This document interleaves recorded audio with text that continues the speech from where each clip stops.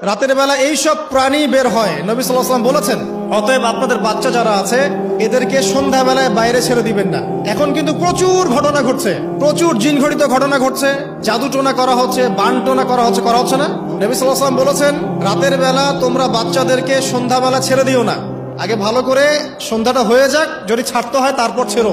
তারপর রাতের রাত যখন গভীর হবে তখন তোমরা এলোপাথালি ঘোরাফেরা করো না, রাস্তাঘাটে বনে জঙ্গলে ঘোরাফেরা করো না, কারণ এই সময় এমন কিছু মাখলুককে আল্লাহ পাক ছেড়ে দেন যাদেরকে তোমরা দেখো না। এখন সায়েন্সের যুগ তো, মানুষ মনে করে এগুলোর কোনো ভিত্তি নাই মনে হয়। কোরআন বলছে জাদু সত্য, কোরআন বলছে জাদু সত্য। কোন সূরা? সূরা বাকারা আয়াত নাম্বার 101, 101, 102 পড়ে দেখেন। ওয়াত্তাবিউ মা তাতলু শায়াতিন আলা মুলকি সুলাইমান, এই আয়াতটা পড়েন, বিশাল একটা আয়াত আছে। ওয়া মা কাফারা সুলাইমান ওয়ালাকিন্নাশ শায়াতিন কাফারু ইউআল্লিমুনা আন-নাস সিহর। এই সিহর দিয়ে কি হতো? মা ইউফাররিকুনা বিহি বাইনাল মারই ওয়া যাওজি। সুলাইমান আলাইহিস সালামের সময় এই জাদুবিদ্যার প্রচলন ছড়িয়ে পড়ে।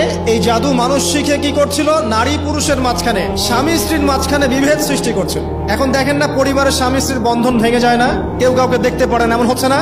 খুব ভালো সম্পর্ক হঠাৎ করে সম্পর্ক খারাপ। এই জাদুবিদ্যা সত্য। এবং এখনকার অনেক ভণ্ড যে কবিরাজগুলো বের হয়েছে, এরা জিনকে তাবে করে নিয়ে এই জিনদের মধ্য দিয়ে মানুষের মধ্যে জাদু ছড়িয়ে দিয়েছে। এই জাদুবিদ্যা সত্য। এর ফলশ্রুতিতে বহু পরিবার ধ্বংস হয়ে যাচ্ছে, দৃশ্য অদৃশ্যের অনেক ক্ষতি আছে। এগুলো এখনকার সায়েন্স বিশ্বাস করে না। আর সায়েন্স বিশ্বাস করে না বলে যে আমরা বিশ্বাস করবো না এমনটাও নয়। এখন বিজ্ঞান যেটা প্রমাণ করতে পারে নাই, এটা কি বিজ্ঞানের ব্যর্থতা না ইসলামের ব্যর্থতা? আল্লাহ রব্বুল আলামিন এবং তার রাসূল যা বলেছেন সেটাই চূড়ান্ত সত্য। সেটা আমরা প্রমাণ করতে পারি বা না পারি, এটাকে অন্ধভাবেই বিশ্বাস করতে হবে। এটাই হচ্ছে একটা মৌলবাদী কনসেপ্ট। আর এভাবে ইসলামের মৌলিক বিষয়গুলোকে না মানলে কেউ মুসলিমই হবে না। কথা কি বুঝতে পারছেন? আচ্ছা, তিনি বলছেন রাতের বেলা এমন কিছু মাখলুক বের হয় যাদেরকে তোমরা দেখো না। দুষ্ট জিন বের হয়। কি বের হয়?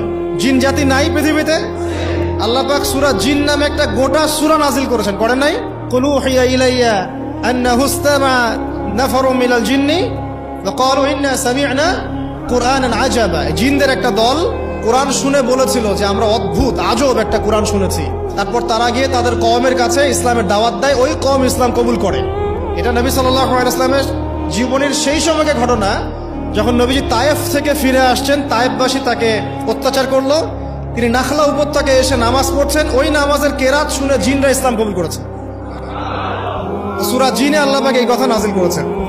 তো আল্লাহ পাক যে বলছেন জিন জাতি আছে, আল্লাহ কি মিথ্যা কথা বলছেন? নাকি নাসা যখন বলে এলিয়েন আছে তখন ওইটা সত্য, আর আল্লাহ বলছেন জিন জাতি আছে, এটা মিথ্যা? তা আমাদেরকে আবার নতুন করে মুসলমান হওয়া লাগবে এখন না? আমাদের কনসেপ্ট চেঞ্জ হয়ে গেছে। আবার দেখেন আল্লাহ পাক বলছেন সূরা জারিয়াতের 56 নম্বর আয়াতে, ওয়া মা খালাকতুল জিন্না ওয়াল ইনসা